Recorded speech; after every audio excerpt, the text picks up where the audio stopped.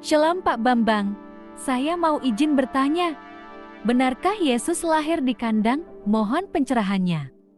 Traktat Sekalim 7 nomor 4 itu kira-kira dikatakan bahwa Behemah Senimet Sef Mirusalayim Veat Migdal Eder, yaitu domba-domba yang digembalakan khusus yang letaknya ya antara Yerusalem dan Migdal Eder. Migdal Eder itu apa, saudara? Menara kawanan domba.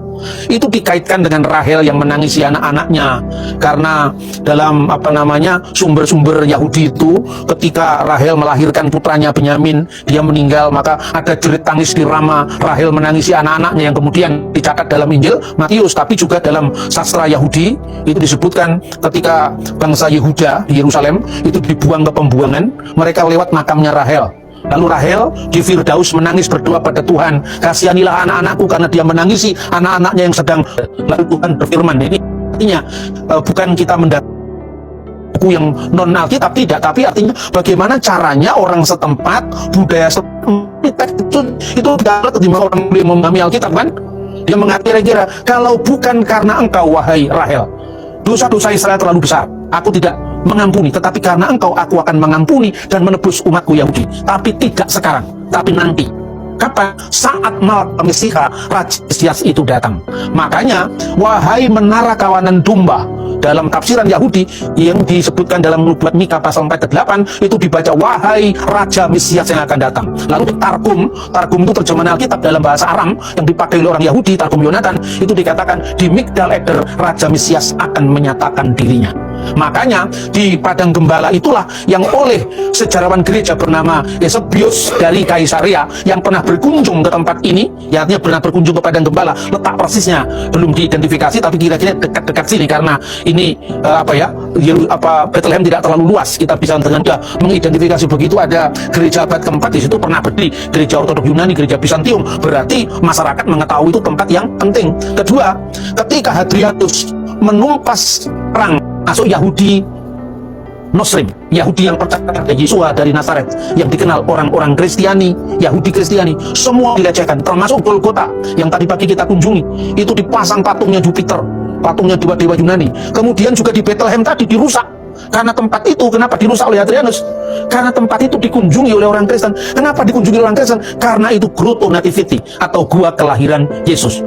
Nah, jelas sekarang ya, makanya kepada para gembala itu yang disebutkan padang gembala itu bukan padang gembala biasa yang bisa kita lihat di Indonesia atau di Eropa atau di Australia, tapi padang gembala tempat di mana domba-domba yang terbaik disiapkan untuk korban di Bet Hamikdas, korban di Baitul Maqdis, dan itu terjadi sepanjang musim, sepanjang tahun liturgi. Karena pada bulan Desember atau bulan Kislev juga ada korban, ya, juga ada upacara yang dinamakan upacara Hanukah, di mana Yesus juga datang pada musim dingin untuk memperingati perayaan penabisan Bait Suci yang disebutkan dalam Injil Yohanes pasal 10 ayat 22.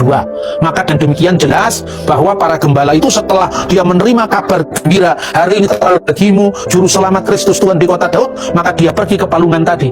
Ketika orang Majus datang, ya, orang Majus datang karena melihat bintangnya, dan orang Majus datangnya tidak pada saat yang sama dengan para gembala. Karena apa? Buktinya Herodes menyuruh untuk membunuh anak-anak yang usianya di bawah 2 tahun. Berarti setelah peristiwa ini Yesus masih tinggal kira-kira di rumah tadi yang sekarang kemudian menjadi gereja Nativity tadi, sampai datangnya orang Majus. Dan ketika datangnya orang Majus itu melihat bintang persis di atas rumah dari anak itu tadi. Makanya dengan demikian itu selang waktu sebelum dia pergi ke Mesir dan kemudian kembali ke tanah suci. Karena apa? Karena malaikat Tuhan memberikan berita kepada Yusuf bahwa raja yang hendak membunuh dia itu sudah mati. Kadang-kadang kalau kita membaca Alkitab tidak mengenal tanggalnya.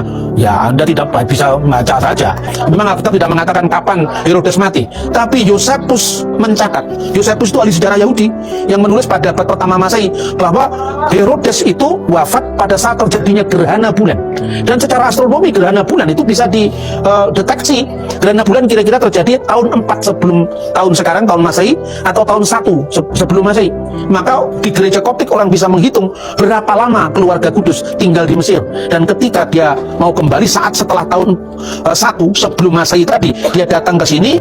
Arkilaus itu menjadi pengganti Herodes Agung yang mati tadi saat terjadinya gerhana bulan, dan Arkelaus dianggap lebih jahat dari bapaknya, maka keluarga kudus tidak jadi pergi ke Bethlehem yang adalah wilayah Yudea, tapi pergi ke Nazaret, ya, yang adalah wilayah Galilea. Dan sejak saat itu disebut orang Nazaret. Nah, ini clear sekali kan sejarahnya. Jadi sejarah yang penuh bukti menjadi mitra bagi iman yang penuh bakti. Nah, kiranya apa yang bisa kita pelajari di Tanah Suci ini tidak hanya melihat dengan teks-teks kitab suci, tapi juga setiap kali datang ke Bethlehem nanti malam tidak ada misa malam Natal, tidak ada perayaan, hanya ada misa, ada kudas, karena sebagai bela rasa tak terjadinya perang antara Israel dan Hamas. Tidak ada perayaan hari ini, kita merayakan Natal, menghayati Natal dengan senyap. Tapi nanti tanggal 7 Januari juga ada perayaan Natal Gereja Ortodok. Lagi-lagi orang salah paham dan berpaham salah lagi. Tanggalnya tidak pasti, pasti tanggalnya. Cuman menghitungnya selisih. Kenapa selisih? Supaya nggak sulit-sulit ya. Saya suruh Anda tadi kan membuka itu googling loh. Membuka Google, tulis itu kalender Oktober 1582. Apa yang aneh di situ? Hilangnya 11 hari dalam bulan Oktober tahun 1582. Karena apa? Paus Gregorius yang merevisi kalender, sehingga kalendernya itu selisih 11 hari. Jadi sekarang ini kalau menurut kalender Gereja Timur mestinya masih tanggal 15. Nah, jadi sama-sama 25 Desember, bukan 6 Januari itu Epifania, itu salah itu. Nah, karena itu jangan gampang percaya dengan ensiklopedi umum. Tapi lewat perjalanan kita di sini ada banyak literatur yang bisa kita baca, kita bisa cross check ulang. Jangan hanya karena pendapatnya berbeda antara saya nanti dengan pendeta A atau pendeta B, Bambang Nurusena beda pendapat dengan pendeta ini. Beda pendapat itu wajar, tapi mana referensinya? Jangan hanya membantah, cuma diadu domba satu dengan yang lain. Tapi referensinya mana? Bantah itu referensinya. Jangan karena si A versus si B, Kristen tidak bisa bersatu. Semua agama juga punya perbedaan tafsir kan. Lewat Bethlehem, khususnya di Bet Sahur ini, kemudian para gembala itu pergi ke Bethlehem. Jadi lahirnya Yesus tidak di padang gembala, mau disebut kandang asal bukan kandang Indonesia, mau disebut gua asal bukan gua Selarong. Tapi artinya harus dipahami menurut data arkeologi, sejarah, catatan sejaman, sebagaimana yang antara lain saya kutipkan tadi dari dialog dengan Tripu pada bab ke-78 angka kelima. Itu disebutkan tentang gua nativity atau grotto nativity, yaitu kelahiran Yesus Kristus di sana. Akhirnya selamat Natal kepada teman-teman yang menyaksikan.